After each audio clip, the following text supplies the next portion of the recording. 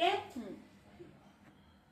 આ જુઓ બેનો આપણે આ સાડીમાં આપણે અમરેલા ફ્રોક બનાવવાનું છે અમરેલા એટલે પહેલા આપણે કોઠો કટિંગ કરી દીધું છે આ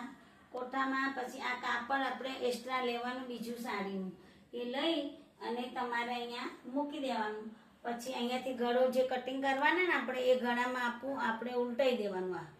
એ આપણો આ કોઠો તૈયાર થઈ ગયો બરાબર આ કટિંગ કરી દીધું છે અને આપણે હવે આ કટિંગ કરતી વખતે અમરેલા કાઢતી વખતે તમારે જો 4 ભાગ સાડીનું કરવાનું આ સાડી હોય કપડું હોય 4 ભાગ આવી રીતે કરી દેવાના 4 ભાગ કર્યા પછી તમારે આમ કરી અને આવી રીતે આપણે 4 ભાગનું વાળી દેવાનું થોડું પેલી બાજુ ખસાશે કાપડ જવા દે નીચે પછી આ ખૂણો હોય ને આપણને આ ખૂણો આપણી બાજુ રાખવાનો અને આ ખૂણો આમ આપણે આખું જવા દેવાનું જવા દે આ ખૂણો આપણે જવા દીધો બરાબર પછી આ જે ભાગ હોય ઉપરનું આપણને તો જેટલો આપણે કોઠો બનાવ્યો હોય આ કોઠો બનાવ્યો હોય ને એટલો તમારે કમર અહીંયા મૂકી દેવાની પહેલા કમરની માપ લઈ લેવાનું આમ કમરનું આ કોઠાનું માપ લીધું પછી તમારે આ કમરની માપ લઈ લેવાનું માપ લીધા પછી તમારે ખાલી અહીંયાથી થોડી એક લીટી પાડી દેવાની બરાબર હવે આ લીટી પાડ્યા પછી તમારે છે ને અહીંયાથી લંબાઈ લેવાની છે આખી લંબાઈ લે કેટલી થાય છે ખૂણામાં જોઈ લે કેટલી કઈ 30 થવું આપણે 32ની જરૂર હોય તો આપણે થોડું ગાઈસ આમ કરી દેવાનું છે આમ કર ઊંચું કર થોડું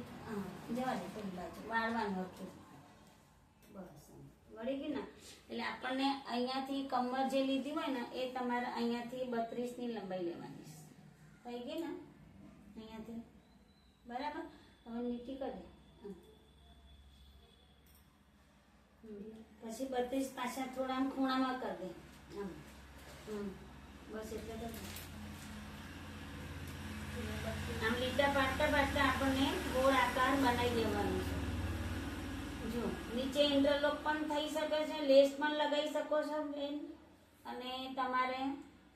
પટ્ટી વાળવી હોય તો પણ થઈ શકે છે ખૂણામાં કરી દેવાય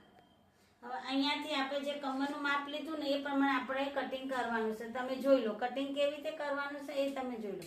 અહીંયાથી ઉપરથી આપણે આમ તોડી દીધું જો આટલું કટિંગ કરી દીધું બરાબર આપણે એમ ના કર એ તો હું કાપી દઉં પછી અહીંયાથી તમારે આ છેડો જે હોય ને નીચેનું આપણે માપ લીધું હતું એ માપથી તમારે નીચે અહીંયા નીચે કાપડ છે પેલું નહીં કયું નીચે આવી જશે આ તો 32નું થઈ જાય ને 32 પણ 32 બહુ નીચું છે ને એટલે મેં કીધું 34નું ના પકડ થઈ જાય 32નું થઈ જાય ને નીચે પર બસ આ 32ની લંબાઈ લીધા પછી તમારે અહીંયાથી કાપી દેવાનું જો નાનું નહીં થાય આ તો પેલું કરાવવાનું છે પટ્ટી પટ્ટી વાળવાની નહીં ને આપણે એટલે તમારે ઇન્ટરલોકમાં તો થોડું જોઈએ ને આપણે આ કટિંગ ગોળાકાર કટિંગ થઈ ગયું જુઓ ગોળાકારમાં કટિંગ એ બધું લઈ લો અને આ ખોલી દેજે આમ જો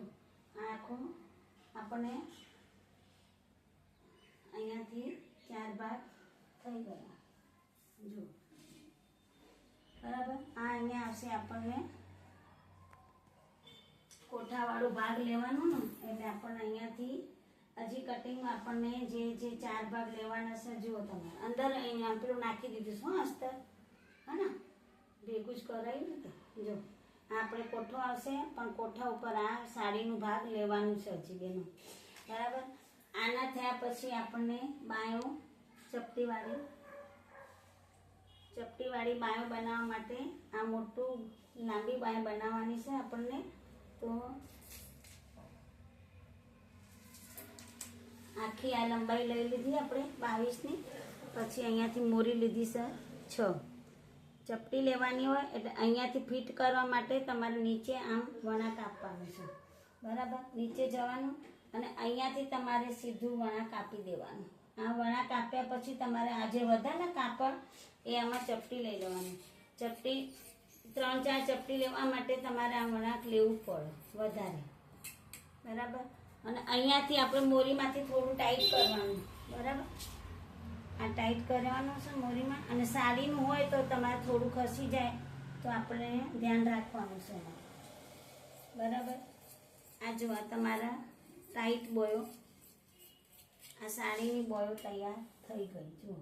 અને અહીંયા તમારે 2 ચપટી લેવાની છે એટલે આમ થઈ જાય જો બરાબર. ઓકે, વિડીયો સારો લાગ્યો હોય તો લાઈક કરજો, સબસ્ક્રાઈબ કરજો, શેર કરજો. પ્રાર્થના બેન સીવણ ક્લાસ.